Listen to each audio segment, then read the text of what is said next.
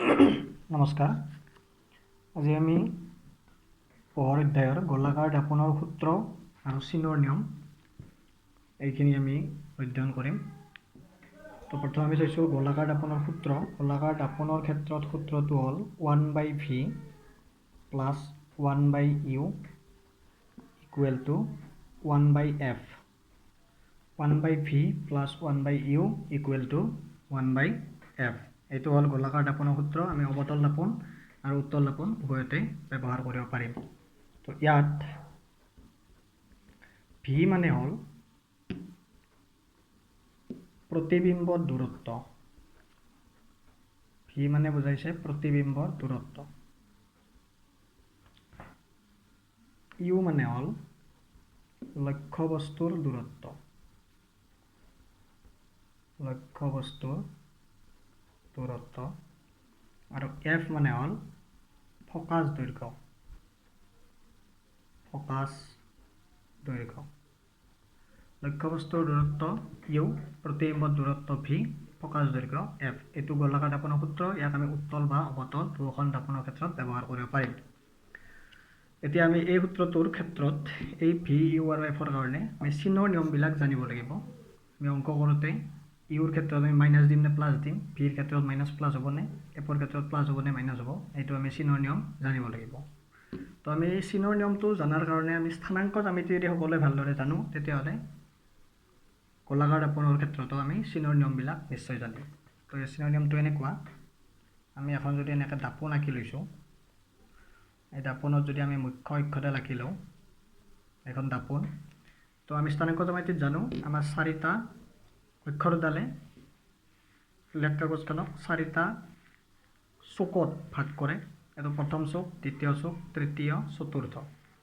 তো ইয়াতে আমি সদায় জানো যে স্থানাংক জ্যামিতিত যিটো কেন্দ্ৰ থাকে, কেন্দ্ৰ মানে যিটো মূলবিন্দু বুলি কয়, ইয়াতে হ'ব আমাৰ মেৰু। দাপনৰ ক্ষেত্ৰত মেৰুৰ পৰা সোঁফালে গ'লে আমি এইটো প্লাছ চিন ধৰিম, মেৰুৰ পৰা বাওঁফালে আহিলে এইটো মাইনাছ হ'ব, মেৰুৰ পৰা তলফালে আহিলে এইটো মাইনাছ হ'ব, আৰু মেৰুৰ পৰা ওপৰ ফালে গ'লে এইটো প্লাছ হ'ব। ঠিক আছে, এইটো সকলোৱে মনত ৰাখিব লাগে যে মেৰুৰ পৰা সোঁফালে গ'লে প্লাছ, বাওঁফালে আহিলে মাইনাছ, ওপৰফালে গ'লে প্লাছ, তলফালে আহিলে মাইনাছ। এতিয়া আমি সদায় এইটো জানিব লাগিব সকলোৱে যে দাপোন এখনত লক্ষ্যবস্তু সদায় দাপোনখনৰ সন্মুখত ৰাখিব লাগে। তো দাপোনখনৰ সন্মুখত যদি ৰাখোঁ লক্ষ্যবস্তুটো, সদায় লক্ষ্যবস্তু ইউৰ মানটো মাইনাছ হ'ব। এইটো যিকোনো দাপোনৰ ক্ষেত্ৰত, উত্তল দাপনৰ ক্ষেত্ৰতো মাইনাছ হ'ব আৰু অৱতল দাপনৰ ক্ষেত্ৰতো ইউৰ মানটো সদায় মাইনাছ। তাৰপিছত আহিল ভিৰ মান।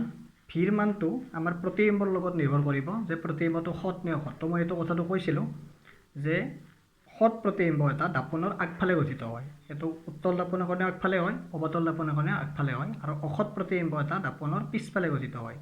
তো আমি এতিয়া ভিৰ মানটো আমি এনেদৰে চাম যে ভিৰ মানটো যদি প্ৰতিবিম্বটো যদি অসৎ হয়, অৰ্থাৎ পিছফালে থাকে, পিছফালে থাকিলে এইটো প্লাছ চিন হ'ব। কেতিয়া প্লাছ হ'ল ভিৰ মানটো? যেতিয়া প্ৰতিবিম্বটো অসৎ হয়।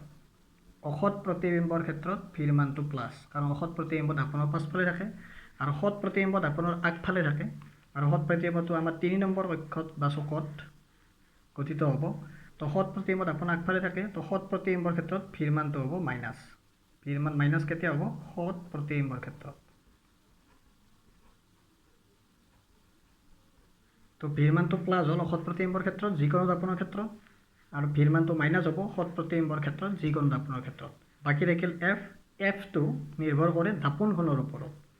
এফটো এফৰ মান প্লাছ হ'ব উত্তল দাপোনৰ কাৰণে, আৰু এফৰ মান মাইনাছ হ'ব অৱতল দাপোনৰ কাৰণে। এইটো কোনফালে ফ'কাছটো আমাৰ অৱতল দাপোনৰ ক্ষেত্ৰত সন্মুখত থাকে, সেইকাৰণে অৱতল দাপোনৰ ক্ষেত্ৰত এফটো মাইনাছ হয়, আৰু উত্তল দাপোনৰ ক্ষেত্ৰত ফ'কাছটো পিছফালে থাকে, সেইকাৰণে উত্তল দাপোনৰ ক্ষেত্ৰত ফ'কাছটো প্লাছ হয়। এইটো আমি আগতে দেখুৱাই দিছোঁ দাপোন দুখন আঁকি, যে ফ'কাছটো অৱতল দাপোনৰ আগত থাকে আৰু উত্তল দাপোনৰ পিছত থাকে। তো ইয়াত আমি চিনৰ নিয়মকেইটা এনেকৈ লিখিব পাৰোঁ।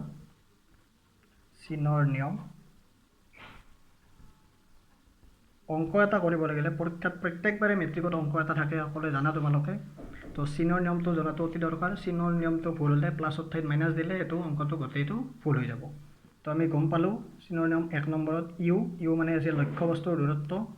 ইউৰ মানটো মাইনাছ হ'ব যিকোনো দাপোনৰ ক্ষেত্ৰত, যিকোনো দাপোনৰ ক্ষেত্ৰত ইউৰ মানটো মাইনাছ হ'ল 2 নম্বৰ ভিৰ মানটো মাইনাছ কেতিয়া হয় ভিৰ মানটো আমি মাইনাছ পাইছোঁ সৎ প্ৰতিবিম্বৰ ক্ষেত্ৰত সৎ প্ৰতিবিম্বৰ ক্ষেত্ৰত সৎ প্ৰতিবিম্বৰ ক্ষেত্ৰত ভিৰ মানটো প্লাছ ভিৰ মানটো মাইনাছ ভিৰ মানটো প্লাছ কেতিয়া হ'ব অসৎ প্ৰতিবিম্বৰ ক্ষেত্ৰত ভিৰ মানটো প্লাছ হ'ব আৰু এইটো পিছফালে থাকে অসৎ প্ৰতিবিম্ব 4 নম্বৰ এফটো মাইনাছ হ'ব কেতিয়া অবতল দাপনৰ ক্ষেত্ৰত এফটো মাইনাছ ফকাছ দৈৰ্ঘ্যটো কাৰণ অবতল দাপনৰ ফকাছটো দাপনখনৰ সন্মুখত থাকে অবতল দাপনৰ ক্ষেত্ৰত এফ মানে ফকাছ দৈৰ্ঘ্য মাইনাছ আৰু 5 number F equal to plus হ'ব কেতিয়া উত্তল দাপনৰ ক্ষেত্ৰত এফটো প্লাছ হ'ব তো এইখিনি আছিল আমাৰ চিনৰ নিয়ম গোলাকাৰ দাপনৰ সূত্র 1/v + 1/u = 1/f য'ত v মানে প্ৰতিবিম্বৰ দূৰত্ব u মানে লক্ষ্যবস্তুৰ দূৰত্ব f মানে ফকাছ দৈৰ্ঘ্য চিনৰ নিয়ম ইউটো সদায় মাইনাছ যিকোনো দাপনৰ ক্ষেত্ৰত ভিটো মাইনাছ হ'ব সৎ প্ৰতিবিম্বৰ ক্ষেত্ৰত ভিটো প্লাছ হ'ব অসৎ প্ৰতিবিম্বৰ ক্ষেত্ৰত এফটো মাইনাছ হ'ব অবতল দাপনৰ ক্ষেত্ৰত এফটো প্লাছ হ'ব উত্তল দাপনৰ ক্ষেত্ৰত তো আমি অংক কৰিলে আমি সেইটো আৰু ভালদৰে বুজি পাম তো এইখিনি আমি চিনৰ নিয়মখিনি মনত ৰাখিব লাগিব অংক কৰাৰ ক্ষেত্ৰত তাৰপিছত লাগিব এটা অংক কৰাৰ ক্ষেত্ৰত আমাক বিবৰ্ধন এইটো এটা অনুপাত বিবৰ্ধন ইংৰাজীত আমি ইয়াক ম্যাগনিফিকেশন বুলি কওঁ ম্যাগনিফিকেশন